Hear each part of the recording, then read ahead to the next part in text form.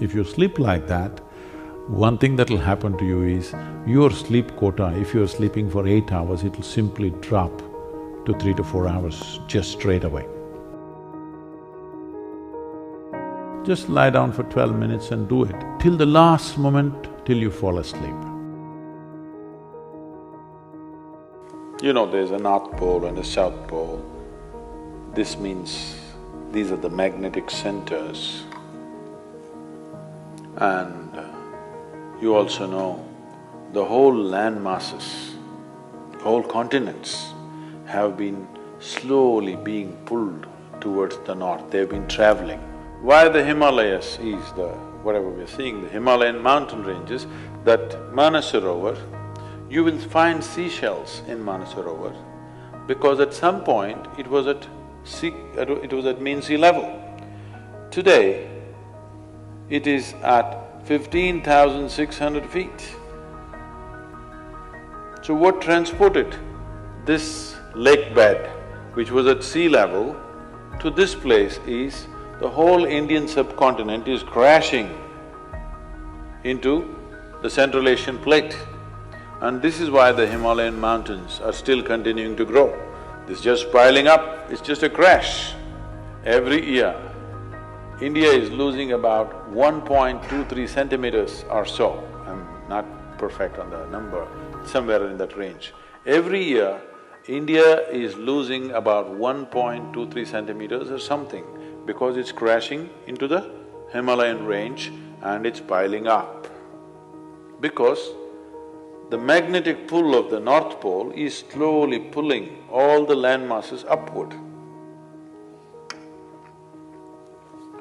So such a huge magnetic pull where the continents are moving up, that kind of magnetic pull is constantly in enforcement across the globe. Suppose you had a little bit of anemia, if you went to your doctor, what does he prescribe for you?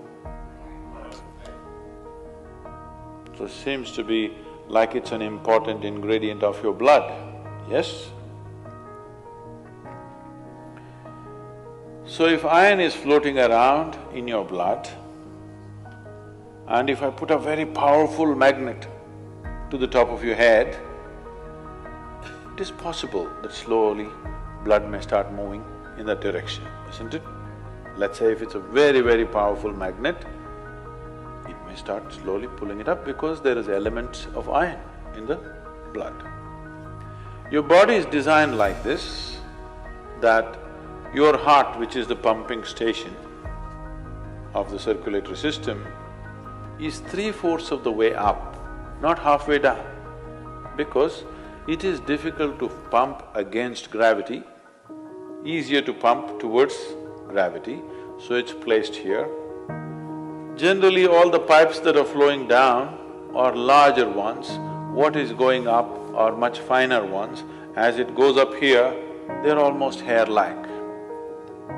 So minute that the circulatory system in your brain is such that if one extra drop enters there, hemorrhages will happen. People have strokes. So now you were like this, now you went like this. Already there is a little bit of imbalance in the system because heart was pumping, calculating the gravitational resistance. Now suddenly there's no gravitational resistance, you became like this, and now you put your head towards the north. Slowly, it gets pulled towards your brain. So one thing that could happen to you is you could have disturbed sleep. If you put your head to the north and sleep, you could have disturbed sleep, all kinds of dreams happening.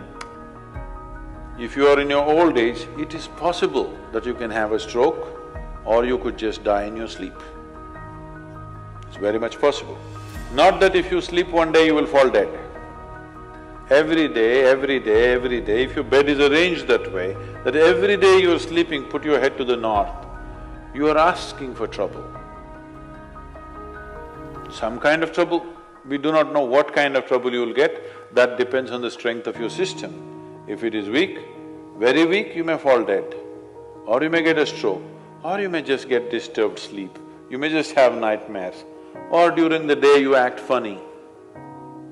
So many things will happen because excess circulation is happening in the brain when it should not be happening, simply because you put your head to the north.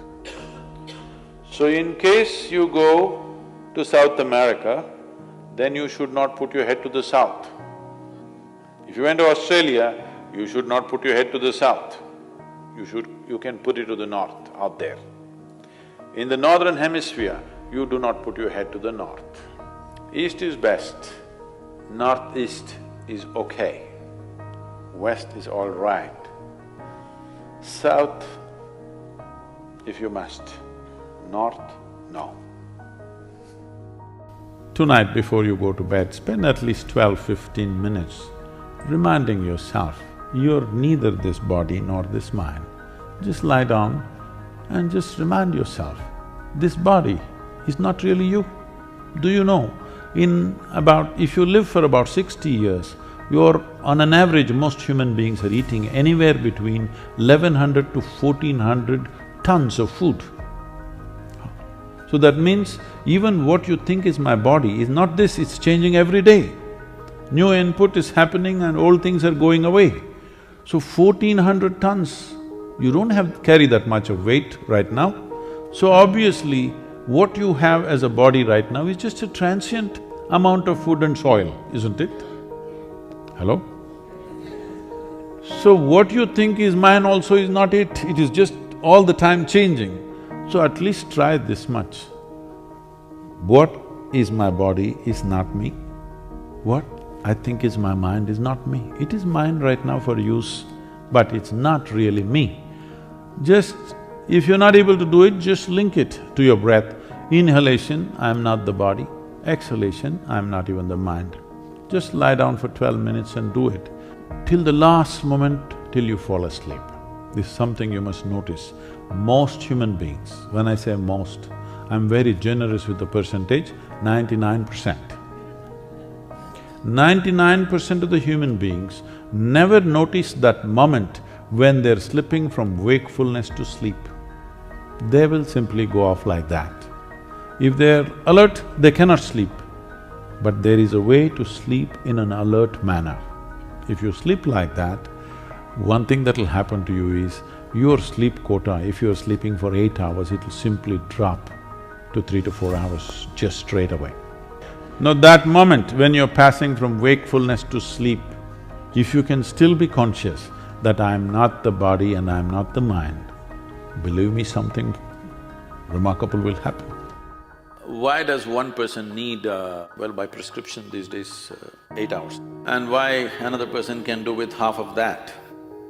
See, one thing is, as we already went through, the very physical body that you carry is just the food that you've eaten, isn't it? But if you eat right and do a certain things with your body, you see very effortlessly, within 3 to 4 weeks, you can drop your sleep quota anywhere between 2 to 3 hours.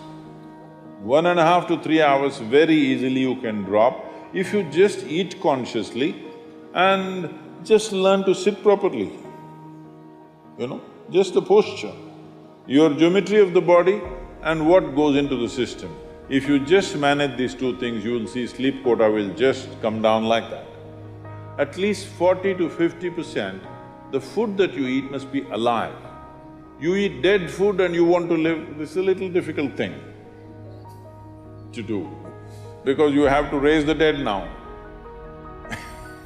But if you eat live food, one thing you will see is the state of your mind, your focus and your sleep quotas, and above all, staying awake is not good enough, you have to stay alert, isn't it?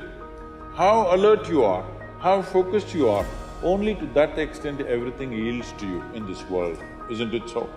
If you eat a leaf, a vegetable, a fruit, a nut or a sprout, this is much simpler. If you must eat non-vegetarian food, you must eat that which is furthest away from you.